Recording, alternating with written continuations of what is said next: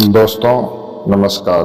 आज मैं आपको एक शिक्षाप्रद कहानी सुना रहा हूँ, जिस कहानी में बताया गया है कि लोग एक दूसरे से झगड़ा क्यों कर लेते हैं।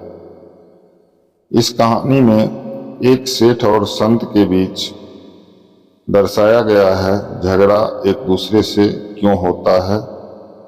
आप लोग ध्यान से इस कहानी को सुनिए। एक सेठ ने संत से पूछा कि लोग लड़ाई झगड़ा क्यों करते हैं। संत ने कहा कि मैं यहाँ भिक्षा लेने आया हूँ, तुम्हारे ऐसे सवालों के जवाब देने नहीं आया।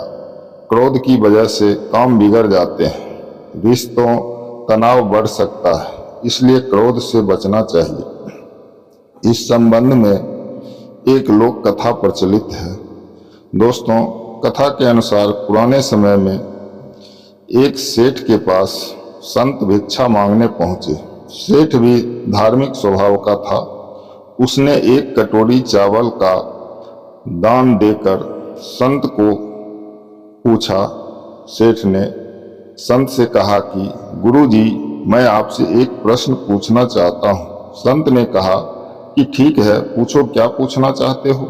सेठ ने पूछा कि गुरुजी, मैं ये जानना चाहता हूँ कि लोग लड़ाई झगड़ा क्यों करते हैं। संत ने कहा कि मैं यहाँ भिक्षा लेने आया हूँ, तुम्हारे मूर्खतापूर्ण सवालों के जवाब देने नहीं आया। संत के मुंह से ऐसा सुनते ही सेठ क्रोधित हो गया।